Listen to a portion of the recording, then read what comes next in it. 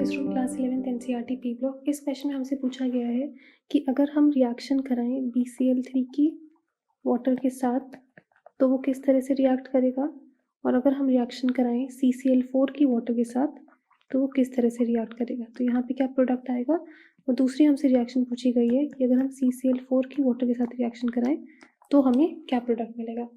तो अगर हम BCl3 को देखें तो BCl3 का स्ट्रक्चर कुछ इस टाइप से होता है। तो हमें पता है बोरॉन के अगर हम इलेक्ट्रॉन्स काउंट करें आफ्टर बॉन्डिंग तो बोरॉन के पास अभी 6 इलेक्ट्रॉन्स हैं। इसका मतलब जो सेंट्रल एटम है बोरॉन, इसका जो ऑक्टेट है वो इनकम्प्लीट है, इसके पास अभी इनकम्प्लीट ऑक्टेट है। तो अब जब BCl3 का रिएक्शन वाटर के साथ होगा, वाटर के साथ रिएक्शन होना मतलब हाइड्रोलिसिस होना, तो जब BCl3 का रिएक्शन वाटर के साथ होगा तो वाटर क्या करेगा, वाटर में ऑक्सीजन अपने लोन पेयर्स बोरॉन को दे सकता है।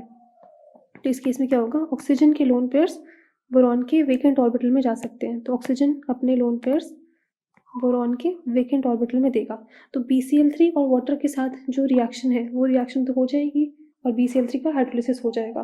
बट यही केस अगर हम CCl4 के केस में देखें, तो अगर हम CCl4 के का रिएक्शन जो वाटर के साथ हो रहा है उसको देखें तो CCl4 का अगर हम स्ट्रक्चर बनाए तो ये हो गया CCl4 का स्ट्रक्चर।